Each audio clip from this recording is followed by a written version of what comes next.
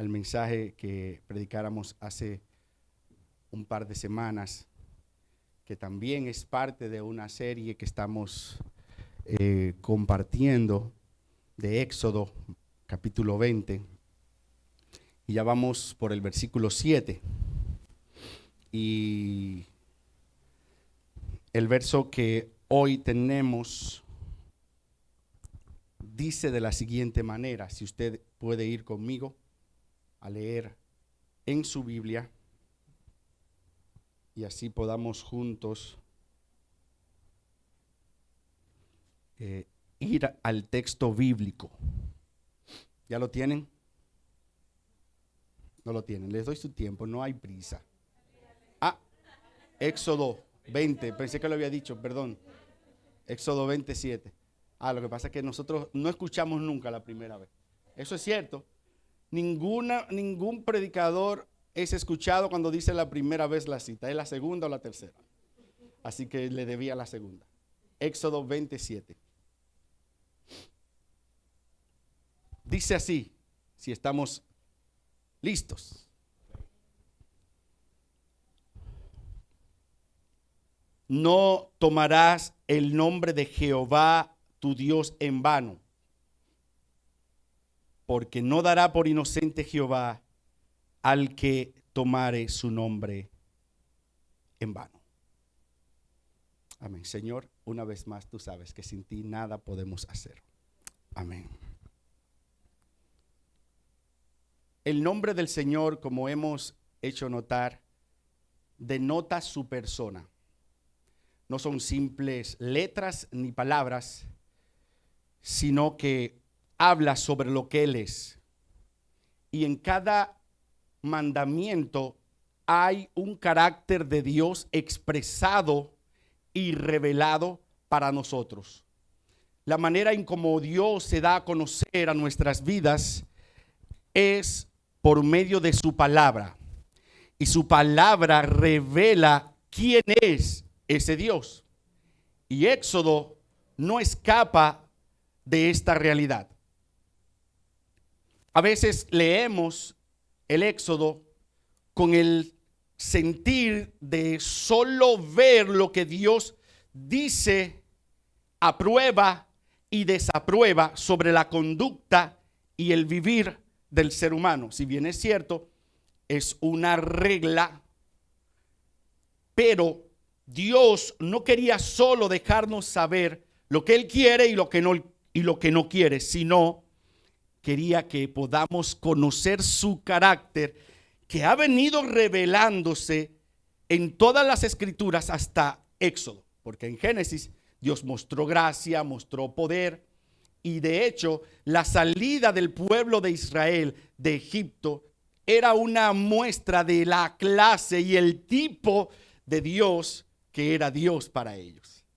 Sin embargo, Dios sube a Moisés a esta montaña alta, le da los mandamientos para constituir un pueblo que hasta el momento era un pueblo nómada, un pueblo andante, no era una nación. Los 10 mandamientos, al igual que el sermón de las bienaventuranzas, representa la constitución de un pueblo que ha sido redimido, de un pueblo que ha sido salvado del pecado en este contexto de Faraón, que representa a Satanás, Egipto, que representa el mundo, y las huestes espirituales de maldad que están representadas allí por los jinetes y los carros de Faraón. Ahora bien, la Biblia es muy clara en el tercer mandamiento al llamarnos a honrar su nombre. Dice la Biblia que debemos santificar el nombre del Señor, porque el nombre habla mucho más que atributos o letras, sino que habla sobre lo que Él es. Es más, les he dicho anteriormente que ni siquiera las palabras son capaces de poder definir quién es Dios.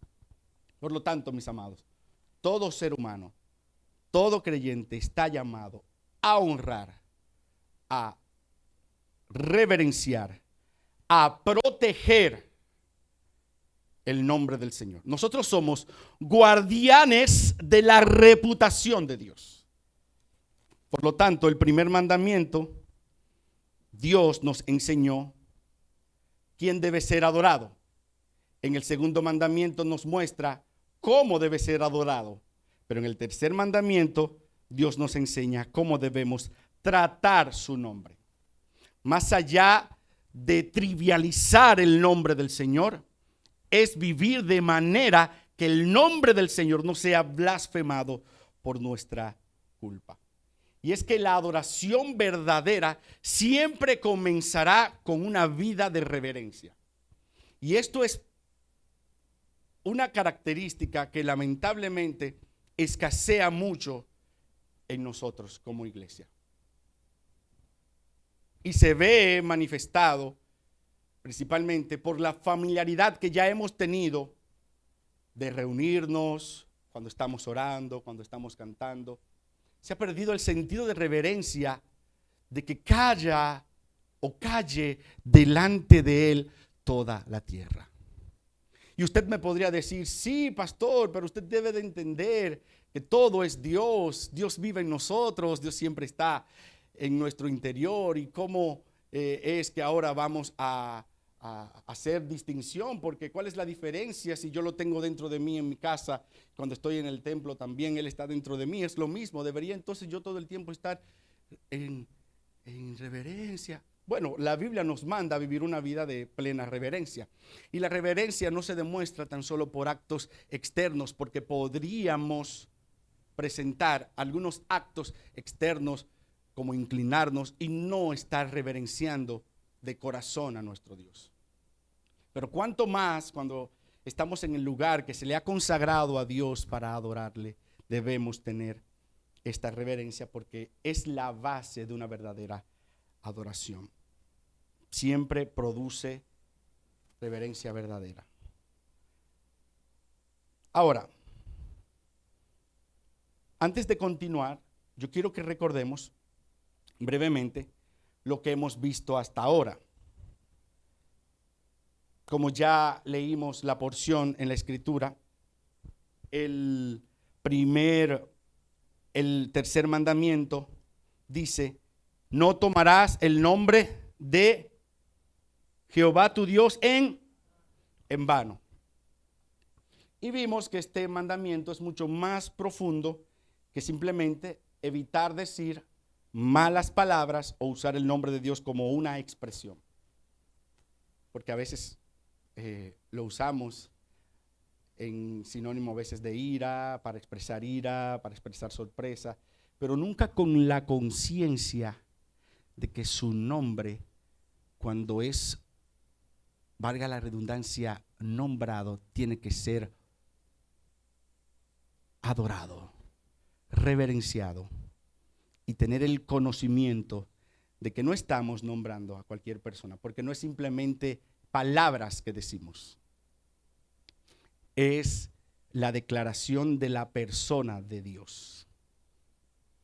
Por eso cuando Dios proclamó, recuerden, su nombre en Éxodo 34, lo que pasó allí no fue que Él habló o dijo un nombre específico de Él mismo, sino que cuando Moisés pudo ver a Dios, Dios le reveló su nombre. Esto quiere decir que le reveló su carácter. Recuerden cuando leímos en Éxodo 34, Él decía que Él es misericordioso, piadoso, paciente, grande en misericordia y verdad. Eso significa que tomar su nombre en vano es tratar livianamente al Dios que ese nombre representa. Después vimos una segunda verdad. Recuerde que nos quedamos solamente en 2 puntos. Pero esta segunda verdad vimos que el nombre de Dios es santo y por lo tanto debe ser santificado. Jesús nos enseñó a orar en el Padre Nuestro como: santificado sea tu nombre. Y nos da un principio en enseñanza, que la prioridad cristiana no consiste en nuestro propio bienestar. La prioridad del creyente consiste en glorificar y santificar el nombre de Dios. Y este es un principio que debe ser gobernante en nuestra mente, amados. Que el fin último, nuestra meta, debe ser siempre santificar el nombre de Dios. Santificar el nombre de Dios lo seguiremos viendo a lo largo de nuestro mensaje. Porque hay aspectos muy prácticos que debemos comprender. Y yo sé que en muchos sucede, porque es parte de nuestra naturaleza, no hemos cumplido con total o completamente con este llamado. Santificado sea tu nombre. Aleluya. También vimos por medio de la narrativa en la escritura de Nadab y Abiú, los hijos del sacerdote Aarón, que ofrecieron fuego extraño. Y Dios se toma muy en serio la manera en que es representado. Las acciones de Nadab y Abiú no representaban a Dios, por lo tanto no santificaron el nombre de Dios. Y vimos el caso también de Aarón cuando golpeó la roca. Ambos casos nos enseñan prácticamente la misma lección. No basta con tan solo hacer, escuche bien, cosas para Dios. Tenemos que hacer la obra de Dios a la manera de Dios, dependiendo de Él, como Él lo ha instruido. Por eso tenemos un órgano rector, que es la palabra de Dios. Porque cuando nosotros hacemos la obra de Dios, no solo estamos haciendo su obra, estamos representando su carácter. Porque Dios ha decidido dejarse ver y ser reconocido por medio de su iglesia. Amén. Entonces, hay una palabra que no quiero pasar por alto, que es muy contundente en este pasaje de Levítico 1, de Levítico 10 del 1 al 3, y es el verso 3 cuando él dice: esto es lo que habló Jehová, diciendo: en los que a mí se acercan me santificaré, y en presencia de todo el pueblo seré glorificado. Ahí pasó que Dios no fue santificado ni fue glorificado por las acciones que Nadab y Abiú hicieron. Pero también pasó lo mismo con Moisés, cuando en vez de hablarle a la roca, golpeó la roca. Mira lo que el Señor le dijo en el verso 12 de Números 20. Y Jehová dijo a Moisés y a Aarón: por cuanto no creíste en mí para santificarme. ¿Cuál fue el primer error? No creyó en Dios. Mis amados, la incredulidad le roba la gloria a Dios. ¿Sabes cómo puedes glorificar y santificar el nombre del Señor? Sé un creyente. Crea lo que Dios ha dicho en su palabra. Acércate a la palabra con fe. Dice que el que se acerque a Dios debe creer que le hay. Jehová le había dicho a Moisés y a Aarón que no creyeron en él para santificarme delante de los hijos de Israel. El liderazgo paga un precio muy alto por la incredulidad. Porque ya usted conoce la historia, que ambos fueron destituidos y no fueron descalificados para entrar a la tierra prometida. Mis amados, las consecuencias de nuestra desobediencia nos privan de la bendición de Dios. Y dijimos una frase que resume ese principio: los resultados no garantizan la aprobación de Dios. Porque en el caso de Moisés, el agua brotó de la roca. Y usted podría decir, pero está dando resultado. No le estoy haciendo a la manera de Dios. Pero el problema es que Dios no lo aprobó. La aprobación no está porque haya salido agua de la roca, porque Dios no brotó agua de la peña por Moisés, era por el pueblo, por su misericordia, por su gracia. Y hay cosas que están pasando en nuestras vidas que aparentemente creemos que es Dios, nos está funcionando lo que estamos haciendo, es su gracia que te está sosteniendo. Porque Dios no solo mira lo que hacemos, también mira cómo lo hacemos y qué imagen de Él estamos proyectando. Tú tienes que preguntarte siempre, ¿Dios es glorificado en lo que estoy haciendo por lo que tú proyectas en lo que haces? Glorificamos a Dios en toda nuestra vida, mis amados, cómo vestimos, cómo comemos, cómo nos comportamos con los demás, nuestro pensamiento, nuestras acciones. Y esto entonces nos lleva al siguiente punto, que fue donde nos quedamos. Porque alguien podría pensar, bueno, yo nunca blasfemo, nunca uso el nombre de Dios como una mala palabra. Pero el tercer mandamiento nos obliga a hacernos una nueva pregunta, mucho más profunda. No solamente qué digo acerca de Dios, sino qué está diciendo mi vida acerca de Dios. Son dos cosas muy diferentes. Y es importante lo que digo acerca de Dios, porque yo te voy a decir algo. Los impíos que usan el nombre de Dios sin Dios lo están blasfemando, aunque lo usen con buenas intenciones, porque el nombre del Señor es santo y debe ser usado para un uso santo. Pero vemos una trivialización en el nombre de Dios que es horrible, mis amados. Por eso la pregunta que se quede en tu mente: ¿qué está diciendo mi vida acerca de Dios? No solo lo que estoy diciendo yo con mis labios, sino mi vida. Y este es precisamente el tercer punto. El tercer punto es: tomamos el nombre de Dios en vano cuando decimos representarlo y no lo reflejamos. ¿Cuál es el punto? Tomamos el nombre de Dios en vano cuando decimos representarlo y no lo. Aquí el tercer mandamiento deja de enfocarse únicamente en nuestros labios para dirigirse ahora a nuestras vidas. El mayor escándalo, mis amados, es una persona que dice pertenecer a Cristo y no vive como tal.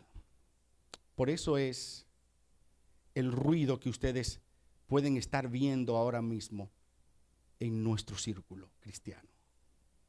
Porque no solo llevamos su nombre, lo representamos dignamente. Nuestro vivir tiene que honrar el nombre del Señor.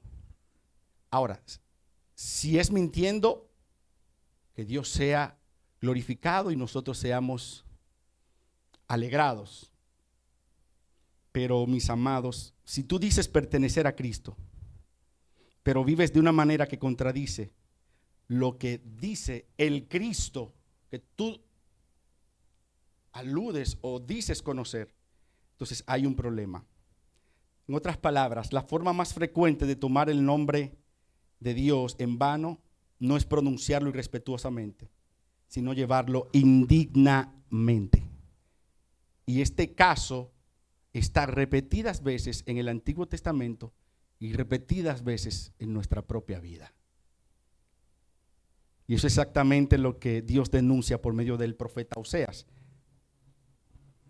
Oseas capítulo 4, versos del 1 al 6, el profeta está diciendo en el verso 1: oíd palabra de Jehová, hijos de Israel, porque Jehová contiende con los moradores de la tierra. Noten, número 1, porque no hay verdad. 2, ni misericordia. 3, ni conocimiento de Dios en la tierra. Perjurar, mentir, matar, hurtar, adulterar, prevalecen, y homicidio tras homicidio suceden. Por lo cual será enlutada la tierra. Hay consecuencias, mis amados, de nuestra mala representación del nombre. Y se extenuará todo morador de ella con las bestias del campo. A veces nuestro pecado no solo nos afecta a nosotros, afecta a la naturaleza, afecta el ecosistema.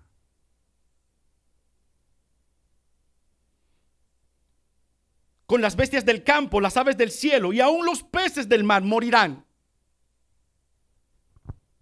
Ciertamente, hombre, no contiendan ni reprenden a hombre, porque tu pueblo es como los que resisten al sacerdote. Caerás tanto en el día y caerá también contigo el profeta de noche. Y a tu madre destruiré. Wow, qué palabras fuertes. Verso 6, el verso tan famoso. Mi pueblo fue destruido porque le faltó conocimiento. ¿Por qué fue destruido mi pueblo? Dice el Señor. Pero no es conocimiento intelectual, mis amados. No fue que le faltó conocimiento intelectual. En ese contexto, conocimiento no es información, sino relación, fidelidad con el Dios del pacto. Porque tenemos que ubicarnos en la Biblia, el pacto en el cual estaban viviendo los destinatarios para poder tener una interpretación correcta del texto. Dios había prometido que iba a bendecir la casa de Israel, los descendientes de David. Él juró fidelidad a la casa de David, pero ellos debían guardar los mandamientos y lo que Dios les había prescrito. Pero se fueron tras la idolatría, dieron la espalda a Dios y la consecuencia de su pecado siguió con ellos. La misericordia de Dios se veía reflejada a través del levantamiento de voces proféticas, como lo era el profeta Oseas en ese momento preciso, para regresar al pueblo de su pecado. Pero ellos no estaban falta de palabras, estaban falta de verdad, es lo que dice el verso 1. Estaban faltos de misericordia, de conocimiento de Dios. En la práctica, mis amados, este evangelio haya sentido en la practicidad. No podemos vivir una vida entera de reunión en reunión, de lectura en lectura, si no vivimos lo que la palabra del Señor nos está comunicando, mis amados.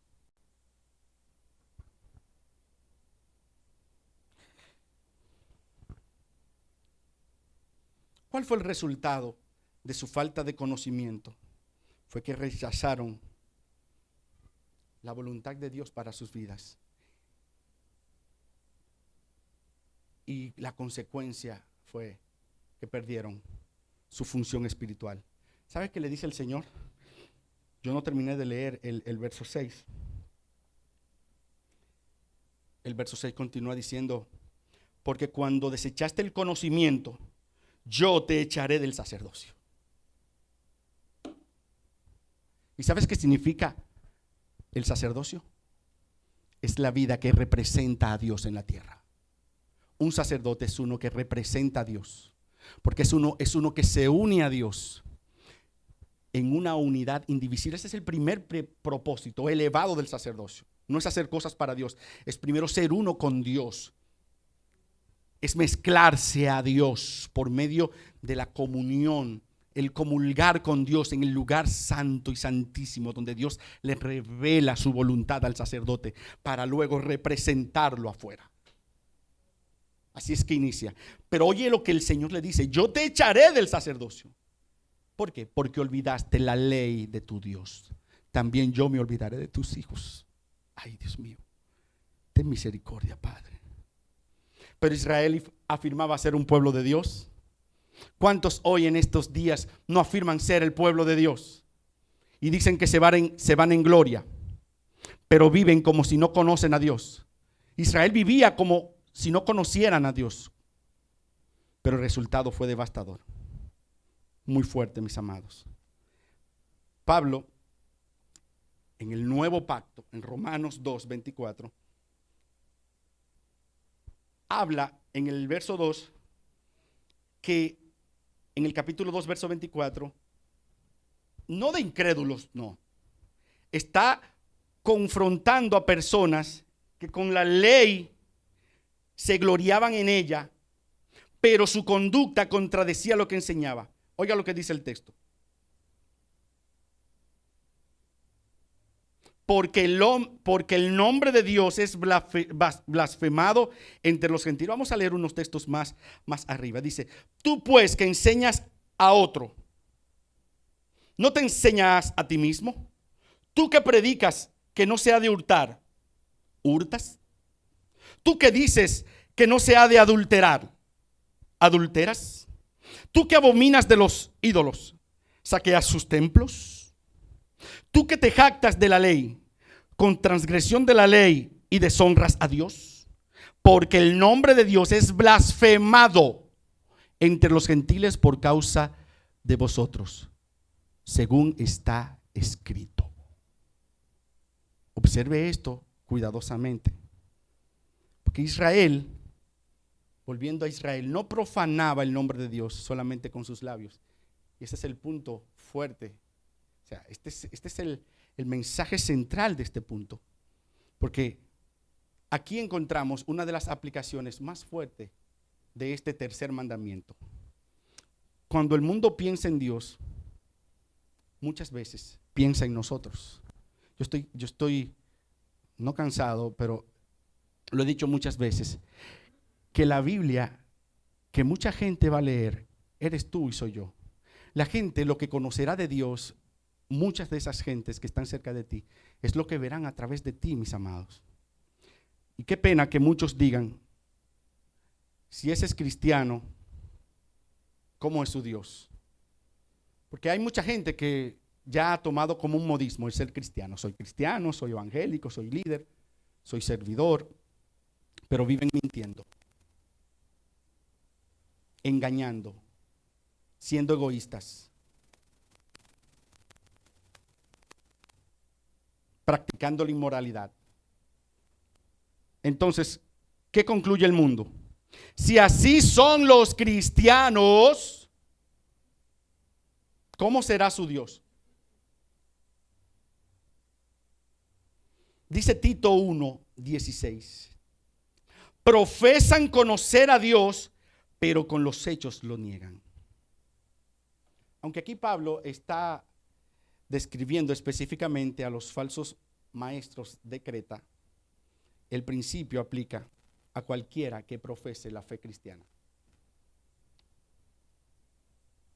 Y si seguimos analizando la parte B de este versículo, podríamos extraer otras verdades, pero quiero avanzar porque es importante que podamos ver que el problema no es solo moral, también es teológico. Porque nuestra vida siempre comunica algo acerca de Dios. Siempre. Tu vida está siempre hablando algo de Dios.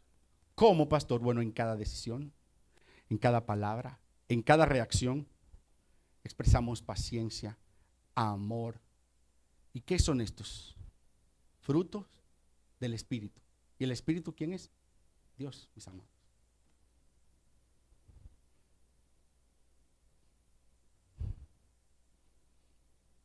Nuestras acciones están diciéndole al mundo quién es Dios. Y aquí hay algo que muchas veces olvidamos. Los nombres de Dios no son simplemente títulos. No son buenos nombres para colocarlo en canciones. No son simples títulos, no son nombres para ponérselo a un grupo de alabanza. Cada nombre revela un atributo de su carácter. Cada nombre de Dios es una enseñanza, es doctrina. A mí no me interesa la teología, a mí lo que me interesa es conocer a Dios. Eso es incongruencia. Porque la teología es lo que revela a Dios. Es el conocimiento, el estudio de la persona de Dios. Y los nombres es parte de lo que Él ha dejado para que le conozcamos. Los nombres en el Antiguo Testamento denotaban un carácter de Dios. No estaban ahí simplemente para que ellos tuvieran diferentes formas de nombrar a Dios. Cada nombre es una enseñanza. Por ejemplo, Elohim es omnipotencia. Yahweh, yo soy el que soy, el autoexistente, que no depende de nada. Jehová Jireh, el Señor proveerá. Cuando nosotros vivimos con ansiedad, como si Dios no fuera suficiente, estamos negando el nombre de Jehová Jireh. No lo negamos con nuestras palabras, pero con nuestras acciones y pensamientos. Estamos contradiciendo nuestra vida con lo que confesamos. A veces cuando cantamos aquí, Jehová Jireh.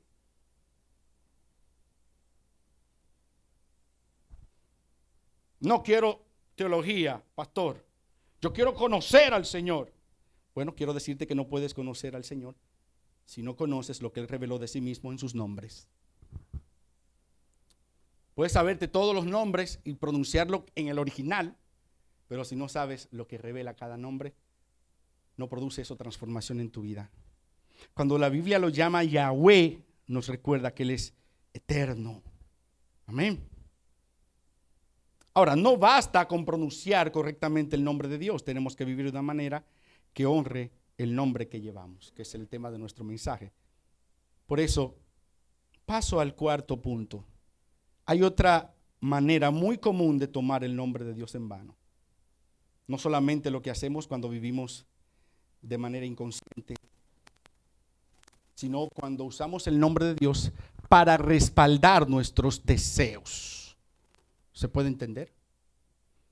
Y eso nos lleva al punto 4. Número 4. Tomamos, si es de los que escribe, el nombre de Dios en vano cuando usamos su nombre para nuestros propósitos.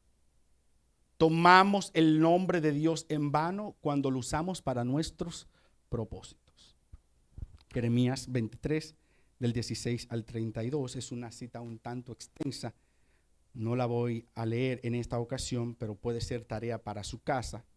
Un plan de lectura no le vendría mal, pero hasta ahora hemos visto que profanamos el nombre de Dios cuando nuestra vida no refleja su carácter.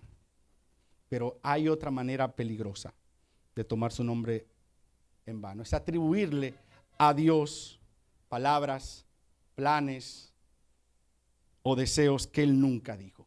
Ay, y ahí sí pecamos. Ahí sí pecamos. Señor, ten misericordia de nosotros. Mira qué pasaba en los días de Jeremías, como en nuestros días. Abundaban los falsos profetas y repetían continuamente: oiga, que esto no es viejo, mis amados. Esto no es nuevo, esto es viejo. Esto es tan antiguo como la Biblia. Así dice Jehová. Eso abundaba mucho en los días de Jeremías. Dios me habló.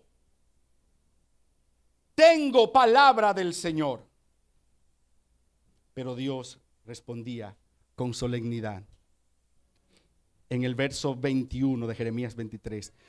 Ya yo no envié a aquellos profetas, pero ellos corrían y yo les hablé, mas ellos profetizaban. Yo no les hablé, mas ellos profetizaban. El problema, mis amados, no era que simplemente estaban equivocados. El problema es que estaban usando el nombre del Señor santo para sus propios propósitos. Y decían que Dios dijo sin haber dicho. Y esto es exactamente lo que prohíbe el tercer mandamiento. ¿Ven la conexión? Tomar el nombre de Dios en vano significa usarlo de manera falsa, vacía, engañosa, turbia. Dios me dijo para manipularte. Peligroso. Este principio tiene una aplicación muy necesaria para la iglesia de hoy. Y si aquí tuviera que detener mi mensaje, solo en este punto lo detendría. porque creo que es vital que nosotros estemos abiertos, porque vivimos en una época donde es muy fácil escuchar frases como Dios me dijo, cuando realmente fue nuestra opinión. Y ese Dios me dijo fue para validar lo que yo quería que se hiciera.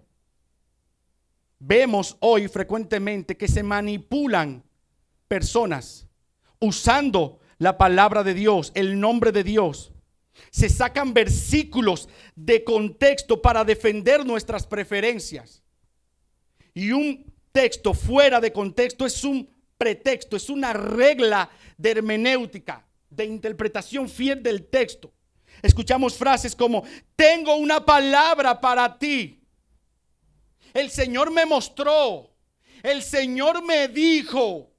Hay gentes que es a quien el Señor más les dice, que más les habla.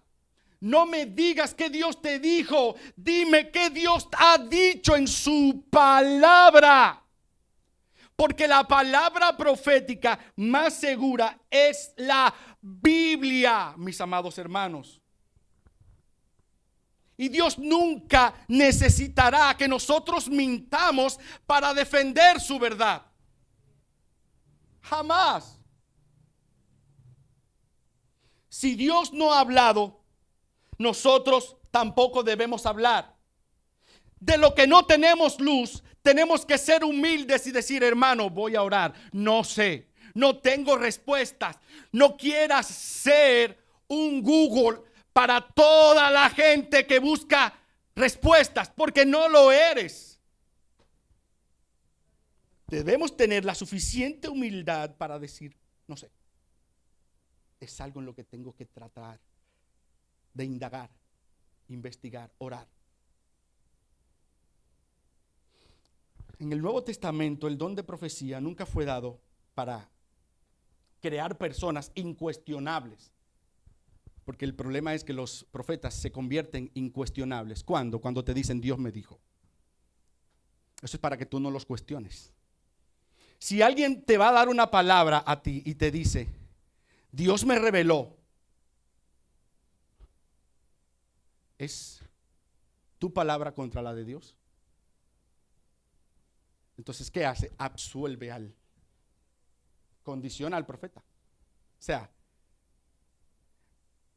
no hay una nueva fuente de revelación al nivel de las Escrituras. Mis amados, eso es peligroso. ¿De dónde nos estamos suministrando? Ok, es una palabra que parece ser novedosa. Wow, lo escuché y se me erizó la piel. Pero ¿de dónde proviene? Porque se nos eriza la piel por muchas razones. Esa no es la validación de que Dios me habló o de que Dios habló. Porque ¿cuántas películas no hemos visto que nos hemos ido en llanto? Se nos eriza la piel. Cuando estamos viendo un partido de nuestra preferencia, que meten, por ejemplo, los amantes del fútbol, que meten un gol. ¿Qué pasa allí? Ahora, debemos tener cuidado de no irnos a ninguno de los extremos, porque no debemos apagar la obra del Espíritu Santo, pero tampoco debemos aceptar todo sin discernimiento. El Espíritu Santo nos da discernimiento para poder. ¿Y cómo usted cree que crece el discernimiento? Su palabra. Mis amados, no es de que déjame discernir. Así no se discierne. Déjame discernir. Tómate tu tiempo leyendo las Escrituras y pídale al Espíritu Santo que te dé iluminación de las Escrituras. Todo mensaje que la gente le atribuya a Dios hay que pasarlo por el filtro del discernimiento. Precisamente ese es el equilibrio que presenta el Nuevo Testamento. No menosprecien las profecías, te dice la palabra de Dios. No la menosprecie. Escúchala. No la menosprecie, pero pásala por el filtro. No digas amén, mis amados. Yo estuve soñando y yo vi un ángel que me dijo: pueblo mío. A veces son cosas que tú las soñaste, son para ti, no son para el pueblo. Tenemos que ver si esto en verdad lleva gloria a Dios. Oh, gloria a Dios. Dice Primera de Tesalonicenses 5:20 al 21. No menosprecéis las profecías, examínalo todo y retened lo bueno. ¿Sabes cuál es el propósito de la profecía? Según Primera de Corintios 14:3, Pablo enseña que la profecía tiene como propósito edificar, exhortar, consolar. ¿Estás siendo edificado con lo que oigo? ¿Con lo que oyes? ¿Sí o no? Amén o ayayay. Ok. ¿Estás siendo consolado? ¿Estás siendo exhortado? Pues el Señor está profetizando sobre ti. Profetizar es declarar las palabras de Dios, no las palabras de mi sueño, no las palabras de mi sentir, no son las impresiones profundas que me llegó. Que Dios puede hablar con impresiones profundas en el corazón. Sí, Dios habla así, ha hablado. Y si Él habló en el pasado, puede hablarnos ahora. El problema es que tenemos que juzgarlo todo, examinar todo con el filtro de la palabra. No podemos decir de cualquier cosa que escuchamos, porque alguien, que es un mensaje de Dios, porque alguien dijo, simplemente Dios me habló. Tenemos que tener cuidado. En el antiguo pacto el profeta era el portavoz autorizado por medio del cual Dios revelaba su voluntad al pueblo. Por eso es que el pueblo perece, porque le falta conocimiento. Vive detrás de profecía en profecía. En el nuevo pacto por medio de Cristo, los creyentes tienen ahora acceso directo al Padre, porque el Espíritu Santo ahora mora en ellos. Amén. Aleluya. Ahora, debemos hacernos algunas preguntas. ¿Esta enseñanza que estoy escuchando me acerca a Cristo o me hace depender más de un hombre? Nótese que los que van detrás de profetas siempre dependen de esos profetas. Y donde quiera que están, allí van. Número 2. Me anima, pregúntese, a escudriñar la Biblia o simplemente a creer lo que otro dice. Mire, cuando Pablo predicaba y profetizaba sobre el pueblo, los de Berea se animaban a ver las escrituras. Una verdadera palabra motivará al creyente a ir a su Biblia otra vez. Yo no lo había visto así. Wow, qué grande es la palabra de Dios. No te va a llenar de confusión ni de error. Siguiente pregunta. ¿Produce mayor obediencia a la palabra o mayor dependencia de experiencias externas? Porque toda la palabra de Dios, la enseñanza de Dios, la predicación fiel de las Escrituras, tiene como propósito o como uno de sus propósitos es llevarnos a la obediencia a Dios. No lo contrario. No la obediencia a un hombre, sino la obediencia a la palabra. Y una pregunta que no debe faltar es, ¿glorifica a Cristo? ¿Exalta a Cristo al puesto de profeta? Porque el Nuevo Testamento no vino para reemplazar los profetas del Antiguo Testamento por los profetas del Nuevo Testamento. El profeta del Nuevo Testamento es Cristo.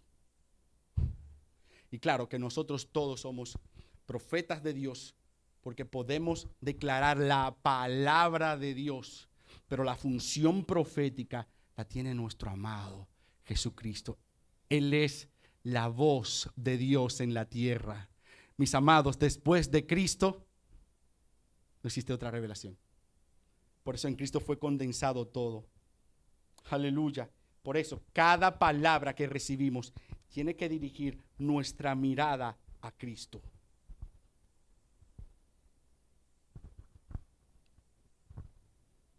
A veces usamos el nombre de Dios para respaldar nuestra propia autoridad.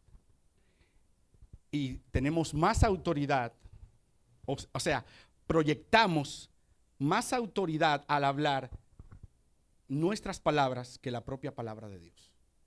Por eso usted ve mucha gente en sectas extrañas, es por miedo. porque hinchan la palabra de Dios y la diluyen también. Le añaden y algunos la diluyen.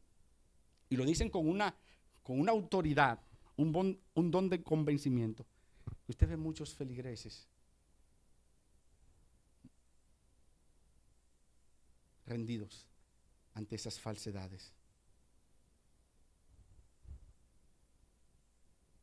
El tercer mandamiento ya hemos visto que no debe convertirse en un medio. O sea, hemos aprendido que puede ser que nosotros tomemos el nombre de Dios para respaldar nuestros propios planes. Pero el Dios verdadero no presta su autoridad para respaldar nuestros deseos. Nosotros debemos someternos a la autoridad de su palabra, porque su palabra es gobierno. Y punto. 5. Este cronómetro no me sirve. Ok, ya lo tengo. Se me paró. ¿Cuánto llevo? ¿Cuánto ustedes soportan? Porque yo puedo amanecer aquí si ustedes quieren, pero ¿cuánto llevo de verdad? Díganme. Oh, ¿para qué falta tiempo? Tomamos el nombre de Dios en vano cuando queremos los beneficios de Dios sin someternos a Dios. Hechos, no la voy a leer, es una cita bíblica muy puntual en este aspecto. Del verso 29 al 24 encontramos el episodio de Simón el Mago. ¿Cuántos se acuerdan de Simón el Mago? Que quería comprar el don de Dios por dinero. Él quedó impresionado al ver el poder de Dios manifestado por vía o por medio de los apóstoles, principalmente por Pedro. Él quería ese poder. Le dije, ¿cuánto es? ¿Cuánto necesita? Yo quiero ese poder. Él quería hacer milagros, quería la autoridad. Pero Pedro descubrió rápidamente que su corazón nunca había rendido al Señor. Fue una conversión falsa. Hay mucha gente que se convierten a Dios para recibir los beneficios de ser cristiano. Solo del poder, entre comillas. Pero el Señor le dijo algo: tu corazón no es recto delante de Dios. A Dios tú no lo puedes engañar. A Dios no lo podemos engañar, y ese sigue siendo uno de los problemas de nuestro tiempo. Muchos quieren la paz de Dios. ¿Cuántos quieren las bendiciones de Dios? Amén. ¿Cuántos quieren la provisión de Dios? Amén. ¿Cuántos quieren los milagros de Dios? Amén. Todo lo queremos. El cielo de Dios, sí. Déjame decirte que ya lo tienes ganado. En Cristo lo tienes. Pero mucha gente que quiere todo eso no desean al Dios que concede esas bendiciones. Quieren un Salvador, pero no un Señor. No es como cantábamos. Cristo es mi Señor. Muchos buscan a Dios como un Salvador, como un superhéroe, pero no se rinden a Él. No quiere servir a Dios. Y eso es también, por si no lo sabía, tomar el nombre del Señor en vano. Eso es violar el tercer mandamiento. Porque reducimos a Dios soberano a un medio para satisfacer nuestros deseos. Pero Dios jamás será usado por el hombre, mis amados. Preguntémonos, ¿estoy buscando a Dios por quien Él es o solamente por lo que puede darme?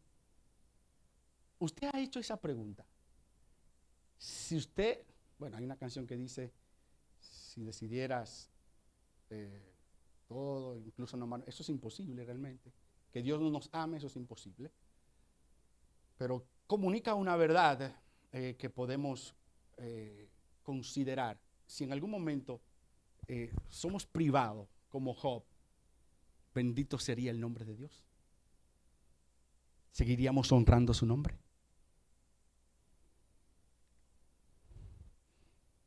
Quinto punto, voy rápido. El tercer mandamiento comienza en el corazón. Primera de Pedro 3:15. Dice la palabra de Dios: santificad a Dios el Señor en vuestros corazones. ¿Cuál es el punto 5? El 6, perdón. El tercer mandamiento comienza en el corazón. Aunque ya dije el título, aún así, llegando ya a este punto, debemos hacernos una pregunta. ¿Dónde comienza realmente el cumplimiento del tercer mandamiento? Porque hay muchos que podrían decir, no, es primero confesando, porque el que confiesa, eso se hace verdad. ¿Verdad? Dicen en la boca. Pero la Biblia responde, no, es en el corazón. Porque de la abundancia del corazón habla ¿qué? Por eso, alguien podría no pronunciar blasfemia con su boca y no honrar a Dios con su corazón. ¿Qué es lo que dice el texto? Este pueblo de labios me honran, mas su corazón está. Por eso podemos asistir a la iglesia, podemos cantar, podemos servir, podemos orar. Mal, orar, pero mal, ayunar y aún así vivir para nuestra propia gloria. Por eso el problema nunca ha sido, mis amados, solo el vocabulario. Yo sé que cambiar las palabras denota un cambio, pero el tan solo hecho de cambiar las palabras no define un cambio en verdad. Nosotros podríamos aquí adoptar un lenguaje neotestamentario. Podríamos ser el apóstol Pablo en lenguaje. Aprender todas las terminologías. Gracia y paz. Saludarnos, gracia y paz. Ya nos saludamos, Dios te bendiga, porque eso es del antiguo pacto. Y Dios te bendiga, ya estamos bendecidos con toda bendición en lugares espirituales. Yo entiendo todo lo que eso quiere decir, pero a veces decimos gracia y paz y somos más antiguo testamentario que Moisés.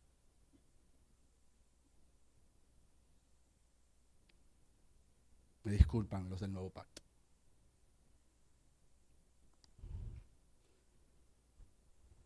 Antes de santificar su nombre con nuestros labios, tenemos, ¿qué dice el texto bíblico? ¿Qué dice el texto bíblico? ¿Qué dice la Biblia? No qué dice el pastor, no qué dice Misael, ¿qué dice la Biblia? Dice la Biblia, santificad a Dios en vuestros corazones. Y usted ve que el último mandamiento conecta con la codicia. Y la codicia es un deseo de ¿qué? Del corazón. Por eso al final comprendemos por qué los 10 mandamientos terminan allí. Porque la codicia es una raíz invisible de muchas idolatrías. Por eso Pablo afirma en Colosenses 3:5, la avaricia que es codicia. Porque Dios no solo juzga acciones visibles. A Dios no lo vamos a engañar. Yo a ustedes lo podría engañar. Pero a Dios yo no lo puedo engañar, mis amados. ¿Cómo es posible yo aparentar una piedad desde aquí delante y ser una persona contraria a lo que predico? Pero a Dios no lo podemos engañar, porque el Señor examina las motivaciones ocultas. Y yo honro a aquellos que son sinceros, honestos, y dicen, no puedo, pastor. Por ejemplo, no puedo tomar oportunidad por esta temporada, pastor. Me voy a tomar un tiempo. Los honro porque están honrando el nombre de Dios. Están glorificando a Dios. Que parezca paradójico, ¿verdad? Porque no están cumpliendo la obra. Es que Dios no solo quiere tu obra, Dios quiere tu corazón. Por eso Dios quiere restaurarte primero desde dentro para que puedas serle útil. Ahora no te quedes en ese letargo demasiado tiempo, porque Satanás se aprovecha de tu inactividad. Mientras estamos en actividad, somos motivados al orar, al estar clean, no como Marta Candela, sino clean de verdad. El tercer mandamiento no se cumple simplemente hablando correctamente acerca de Dios. ¿Cuánta gente no hablan mejor? ¿Cuál es el orador que usted entiende más? Bueno, que cualquier orador famoso. Solo se cumple cuando Dios ocupa verdaderamente el primer lugar en nuestro corazón. Mis amados, quiero ya así cerrar con esto. Aquí vamos a descubrir nuestro problema con algunas preguntas. Escuche bien. ¿Quién de nosotros puede decir que jamás ha representado mal a Dios? Ha representado mal a Dios. Todos. Todos hemos representado mal a Dios en algunos escenarios, en algunos momentos, en algunas ocasiones. Otra pregunta. ¿Quién no ha usado el nombre de Dios con ligereza? Ok, voy a invertir la pregunta. ¿Quién ha usado el nombre de Dios con ligereza? Todos nosotros. ¿Quién ha desconfiado de su carácter? Es difícil, pero reconocerlo, pero sí. Cuando hablamos apresuradamente, cuando actuamos como que Él no tiene el control y lo busco yo, o he vivido en ocasiones de manera indigna del nombre que llevo. Déjenme decirle, mis amados, sí, verdaderamente, todos somos culpables. Ay. Pero entonces la parte B del texto, porque nada más nos hemos quedado en no tomarás el nombre de Dios en vano, hay una consecuencia. Mis amados, todos estamos condenados. Miren cómo están sus ojos. Ahora entra el evangelio, porque todos somos culpables. ¿Qué dice Éxodo 27 en la parte B? Porque no dará por inocente Jehová al que tome su nombre en vano. No soy inocente. No somos inocentes. Pero Dios es tan Dios. Dios es tan santo. Su justicia es tan perfecta que no puede librar al culpable simplemente ignorando su pecado. Pero entonces surge una pregunta más. ¿Cómo puede un pecador culpable ser declarado justo delante de un Dios que no tendrá por inocente al culpable? El evangelio. Se lo vuelvo a repetir. Cristo y su evangelio. Aleluya. La respuesta no la encontrarás en ti, ni en intentar ahora no deshonrar el nombre del Señor en tus fuerzas, porque eso no lo has podido lograr nunca en tu vida. La respuesta se encuentra en Cristo, y esto me pasa a mi último punto, porque Cristo honró perfectamente el nombre del Padre y ahora nos capacita para honrarlo. Esa es la noticia gloriosa del evangelio, que ante el mandamiento somos incapaces, pero Cristo vino, cumplió la ley y ahora te capacita para cumplir la ley. Antes de pedirnos que honremos el nombre de Dios, debemos contemplar aquel que lo honró perfectamente, y descansas en aquel que sí puede. Aleluya. Jesús dijo: he manifestado tu nombre a los hombres, en Juan 17. Oh, gloria a Dios. Y más adelante también dice: le es dado a conocer tu nombre. Todo eso fue en la oración antes de él ir a la cruz, porque él no habló solo acerca del Padre, lo reveló perfectamente, y todo lo que hizo mostró exactamente cómo es Dios. Él dijo: el que me ha visto a mí, ha visto al... Iglesia, ve a Cristo. Mira a Cristo, porque cuando miras a Cristo, ves la santidad del Padre. Aleluya. Cuando ves a Cristo, ves su justicia. Cuando ves a Cristo, ves su misericordia. Cuando ves a Cristo, ves su verdad. Cuando ves a Cristo, ves el cumplimiento perfecto de la ley. Cuando ves a Cristo, ves la gracia. Cuando ves a Cristo, ves su amor. Cuando ves a Cristo, ves su gloria. Por eso Hebreos dice que Él es el resplandor de la gloria misma de su sustancia. Y el apóstol Pablo en Filipenses declara: Dios también le exaltó hasta lo sumo y le dio un nombre que es sobre todo nombre, en cuyo nombre toda rodilla se dobla y toda lengua confiesa que Jesucristo es el Señor. Cristo honró perfectamente el nombre del Padre. Donde nosotros fracasamos, Él fue victorioso. ¿Y sabes qué hizo? Te entregó su victoria para que ya no vivas más en condenación. ¿Somos culpables? Pero perdonados. ¿Somos culpables? Pero libres. ¿Somos culpables? Sí, pero justificados. ¿Somos culpables? Sí, pero arrepentidos. Somos culpables, pero firmes en la gracia de que el que nos dio la victoria la va a mantener en nosotros. Aleluya, aleluya. Mis amados, ¿cómo no gozarnos con la buena noticia del evangelio? Nosotros tomamos el nombre de Dios en vano, pero Jesús jamás lo hizo. Nosotros representamos mal a Dios, pero Cristo jamás lo representó mal. Nosotros merecíamos la condenación anunciada, pero el Evangelio dice que Cristo llevó sobre sí la culpa de nuestros pecados. Quiere decir, pastor, ahora que como Cristo llevó la culpa, yo no debo ahora tratar de no deshonrar el nombre de Dios. Mira, si te haces esa pregunta, la naturaleza de donde nació esa pregunta no es la nueva naturaleza, porque nunca el que está en Cristo piensa en deshonrarlo, sino que vive apoyado en la gracia de Dios y sabe que fiel es el que inició la tarea, la obra, y que la va a completar.